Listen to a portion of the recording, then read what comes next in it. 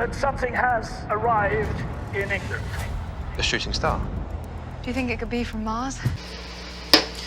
Hello friends, how we doing? This is Matt coming to you from the basement. This is another solo review for Movies and Mischief with Matt. Again, Katie's not here. This evening I'm going to talk to you guys about War of the Worlds. This is a 3-episode BBC One produced series currently streaming on Amazon Prime. I'm going to tell you right up front, if you are a purist, if you're the type of person who does not like when people take artistic or poetic license with classic literature, this is not the show for you. Okay? Right up front, end of review, I can guarantee you you're not going to dig this show. Alright? On the other hand, if you're up for a kind of fun sci-fi romp through 19th century England, this could be for you. Right? I kind of dug it. I had some issues with it, but overall, it did not feel like 4.5 hours of my time wasted. So, a little bit on it. This stars Rafe Spall, Eleanor Tomlinson, Robert Carlyle shows up, Harry Melling, Rupert Graves, I believe is his name, and a smattering of other BBC regulars are thrown in there. I'm sure everybody knows the War of the Worlds story. I'm not going to go into detail on that. And it pretty much follows the story. The big difference between this series and other versions I've seen is instead of seeing everything through the eyes of the main male antagonist or protagonist, we're split between a male and female characters. In the beginning, the male and female characters are split up when the War of the Worlds begins, and then the rest of the series, a couple of things are happening. We're seeing each of them trying to get back to the other one, but we're also seeing flashes into the future. Now, this was an interesting touch to the story that I've never seen before. We were seeing flashes into the future, and we get to see how the alien attack affected the Earth. And that's all I'm going to say.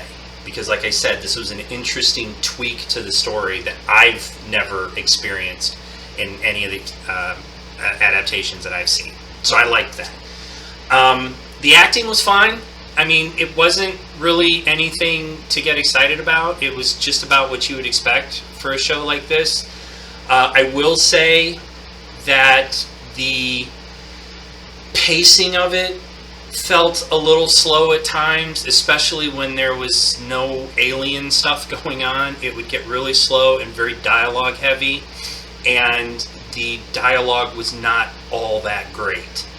There was some weak writing as far as the dialogue goes in this.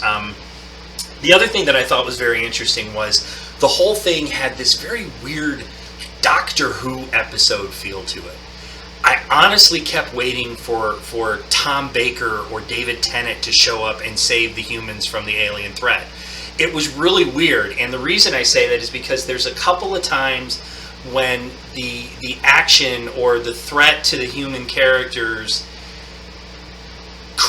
there's no way they could have gotten out of this without a Doctor Who kind of save, right? And anybody who's watched Doctor Who knows exactly what I'm talking about. And that's kind of where this started to lose me, was that pacing and that feel, that Doctor Who kind of feel that it had. I loved the effects. I thought that the design, the alien design, I mean, I will tell you this, you never see the aliens in this one. The alien design, the huge tripod machines that are attacking, were this really cool kind of jagged edge metallic design that I really, really liked. And you drop that in the middle of 19th century England, and it's very shiny and jagged as compared to the very grimy and dark and wet, muddy looking 19th century England. So it was a really cool kind of contrast there that I really dug. The other thing that I really liked was the score. The sound design was really cool, and the score for this. I don't know, I couldn't find any information online about who wrote the score for this, but man, it was a really good score. So there you go. Those are my thoughts on War of the Worlds. Like I said, it's currently streaming on Amazon Prime. It's 3 episodes. Each episode runs about an hour, hour and a half. So you're probably looking at about 4 hours time to check this one out. And it's not bad. I think it's worth a look, especially if you dig sci-fi.